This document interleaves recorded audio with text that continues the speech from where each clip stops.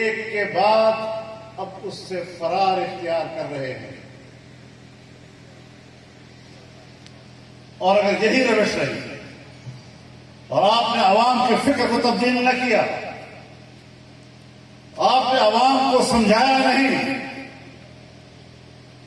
پاکستان کی اسلامی حیثیت کا کی اہمیت ان کے دل میں نہ ڈالی، اس طرف متوجہ نہیں کیا، تو اگلی نسل پر سوال کرے گی کہ پاکستان کو کیوں بنایا گیا؟ کیونکہ قیام پاکستان کے اسباب آپ کتابوں میں پڑھا رہے ہیں، اور ہر ایک نسل اس کے ذہن میں سوالات پیدا ہو رہے ہیں۔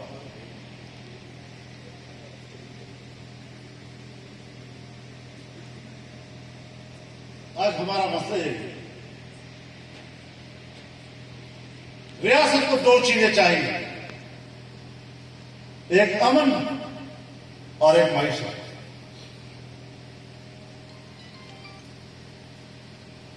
تمام تر انسانی حقوق کے تحفظ کا نام امن ہے،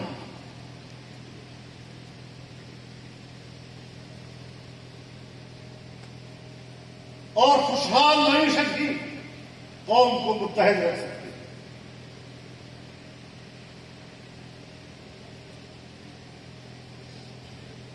لیکن یہ تب ہوگا جب آپ اللہ کی دی ہوئی نعمتوں کا شکر ادا کریں۔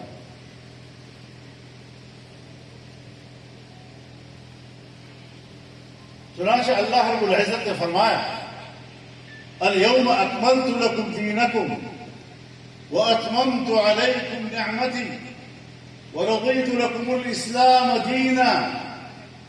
ہمارے اکابر نے جو اس کی تشریح کی ہے، اس کی تفسیر کی ہے، اکمال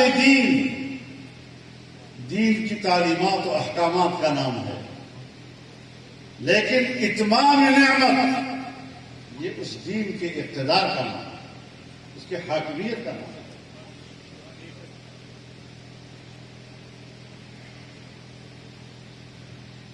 اور دین کی تعبیر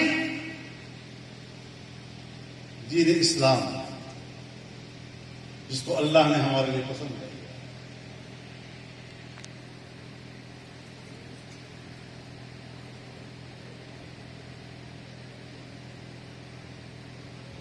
اب ہم اپنے آپ کو اپنے اکابر کا پیروکار ثابت کریں، جنہوں نے خوبصورت تعبیرات کے ساتھ ہمیں اقبال نعمت کے معنی بھی سمجھایا، اور اقبال نعمت کے اقبال دین کے معنی بھی سمجھایا، اور اقبال نعمت کے معنی بھی سمجھایا کہ دین اسلام محض عبادات کا نام نہیں ہے۔ اور میں نے اپنے اکابر سے سنا کہ حضرت شیخ الہند رحمہ اللہ فرمایا کرتے تھے کہ اگر کوئی شخص مسجد کے محراب میں یا کسی مدرسے کے حجرے میں بیٹھ کر عبادات تک اور کچھ مخصوص مصروفیات تک محدود ہو جائے اور دین کے بارے میں وہ اس کام کو اپنے لیے کافی سمجھے، یہ شخص میرے نزدیک عالم دین نہیں ہے، یہ دین کے دامن پر سیاہ دھبا ہے۔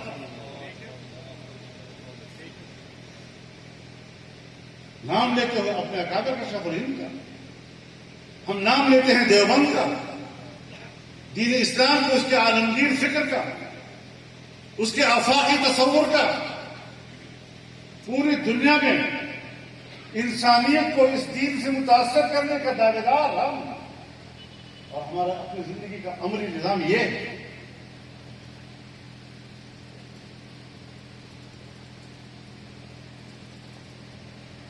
اسی میں ہمارے اکابر کی جسم کی ہڈیاں بگڑ گئی، لیکن ہم جیسے بے حس کہ آج بھی ہم ان کی محنتوں، ان کی کاوشوں، ان کے مقاصد اور اس کے مرام کا ادراک نہیں کر سکتے۔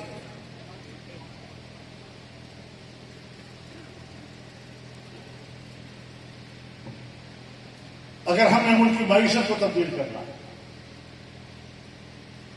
آج سب سے زیادہ دباؤ پاکستان پر. خطے میں کوئی ملک نہیں کہ اس پر دباؤ ہو.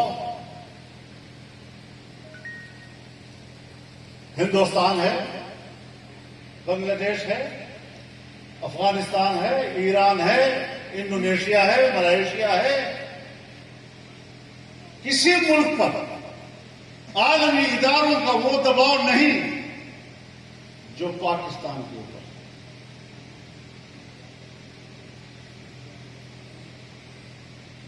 روز IMF ایک ڈنڈا لیے کھڑا ہوتا ہے.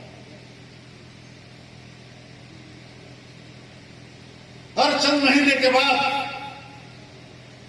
نیا معاہدہ کرتا ہے. اور جب ہم ان کے شرائط پر کوئی معاہدہ کر لیتے ہیں ان کی شرائط پر تو پھر سینہ چوڑا کر کے سمجھتے ہیں ہم نے فتح حاصل کر. کیونکہ وہ قریب ہے. اگر وہ اجازت نہ دے دنیا کا کوئی ملک آپ مدد کرنے کو تیار نہیں.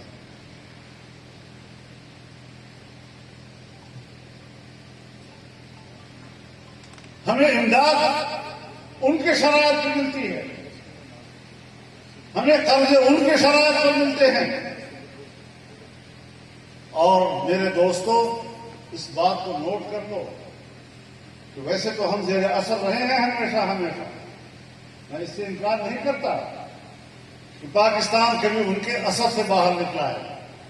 لیکن گزشتہ 3.5 سالوں میں جس طرح ہم نے اپنے ملک کو IMF کے ہاتھوں بیچا ہے، باضابطہ طور پر دستخط کر کے دستاویزات کے ساتھ، یہ کبھی پاکستان کی تاریخ میں نہیں ہوا.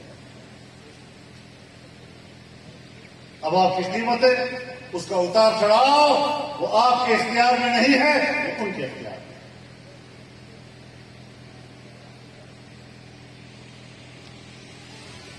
قیمتیں زیادہ کرو، قیمتیں کم کرو، ٹیکسز بڑھاؤ، ٹیکسز کم کرو، یہ اب ان کے اختیار میں دے دیا ہے، جس کی وجہ سے اس کے بعد آپ کی آنے والی حکومتیں کچھ اصلاحات کی تکمیل میں ناکام ہوتے نظر آ رہے ہیں.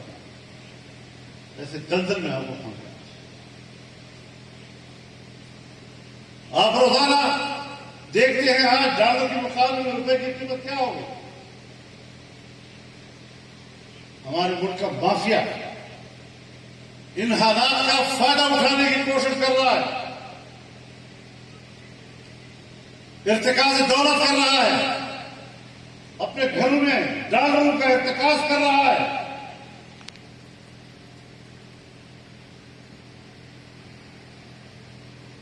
اور ہم ایسے مافیا کا کوئی علاج نہیں کر سکتے. ہم ایسے مافیا پر ہاتھ نہیں ڈال سکتے. ہماری قوم کی نظر میں صرف ایک سیاستدان نشانے کا رہتا ہے. جرم کسی کا بھی ہے، بس پردہ کون سی قوت ہے.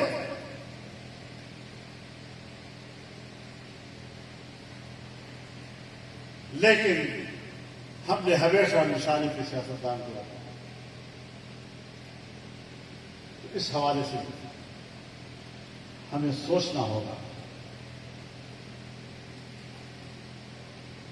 اور میں تو سمجھتا ہوں اسلام تو خیر چلو ہے ہمارا مسئلہ، لیکن